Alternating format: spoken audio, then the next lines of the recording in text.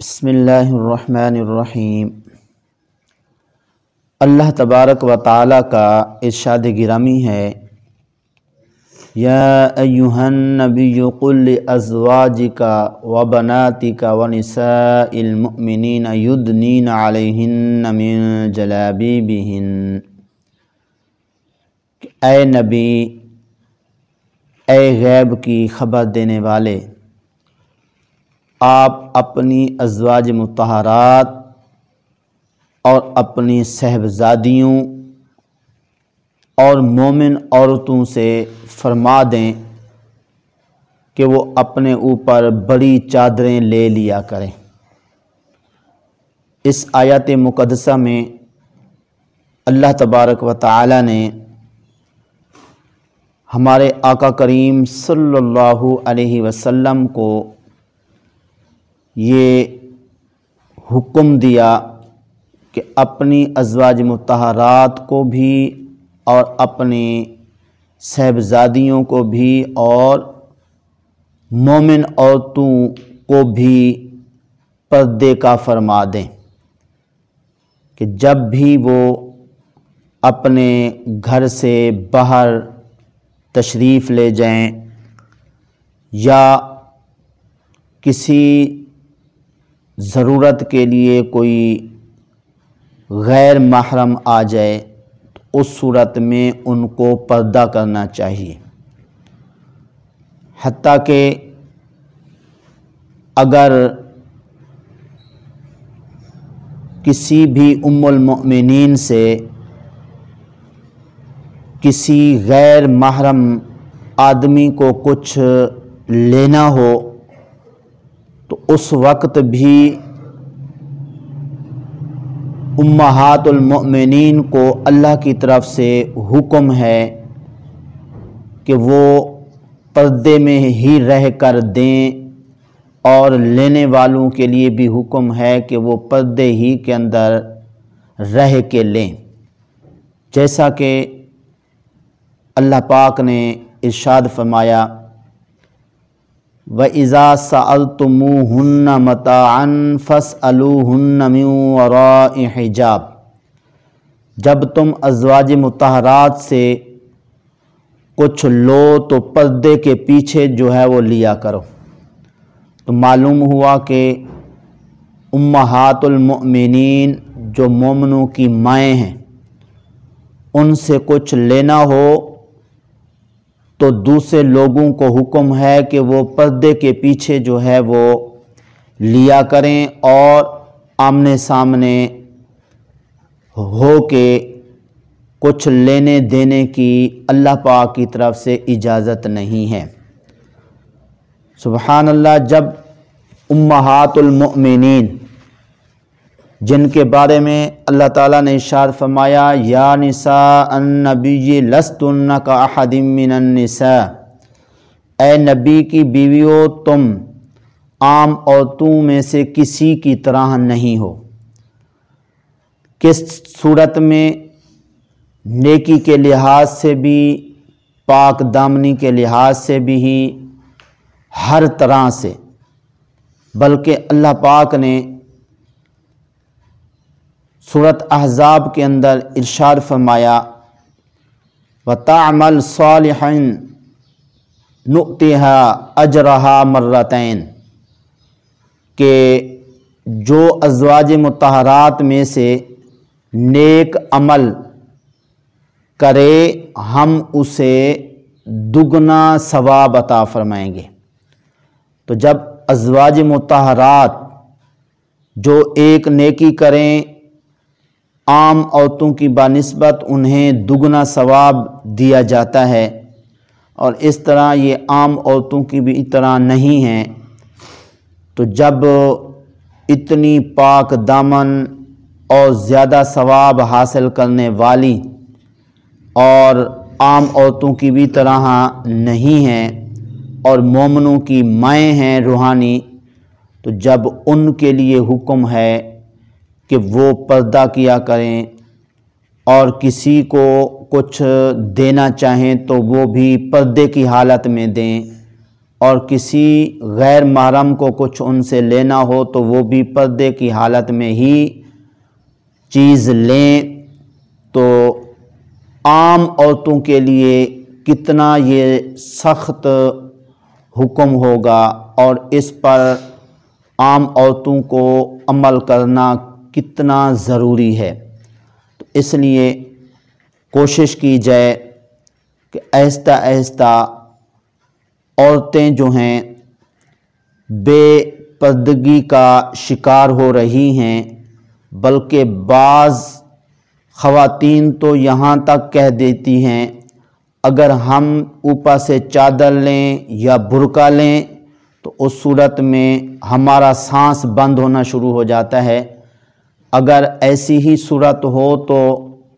میں یہی سمجھتا ہوں کہ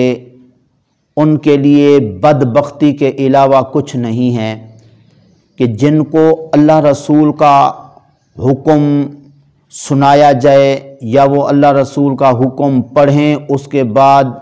طرح طرح کے ہیلے بہانے بنانا شروع کر دیں، جی ہمارے ساتھ یہ ہوتا ہے وہ ہوتا ہے۔ یہ دراصل شیطان جو ہے وہ ذہن میں ڈالتا ہے کہ تم نے پردہ نہیں کرنا ہے اور اس طرح تمہارا سانس جو ہے وہ بند ہو جائے گا، سانس گھٹے گا، تو اس لیے تم نے چادر یا کوئی برقع نہیں لینا ہے۔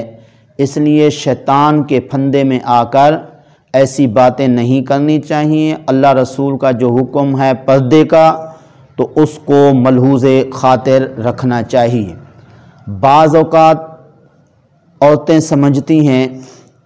کہ جی جو پیر صاحب ہوتے ہیں تو وہ چونکہ نیک آدمی ہوتے ہیں تو اس لیے ان کے پاس اکیلے میں بیٹھنا، بغیر پردے کے جانا، ان کے ساتھ کھلی گفتگو کرنا جو ہے یہ جائز ہے اور اس میں کوئی حرج نہیں ہے۔ تو ایسی خواتین کو سبق لینا چاہیے اگلی بات سے، اور ایسے ہی ان پیروں کو بھی سبق لینا چاہیے کہ جو غیر عورتوں کو، غیر محرم عورتوں کو اپنے پاس اکیلے میں بٹھا کے جو ہے وہ گفتگو فرماتے رہتے ہیں،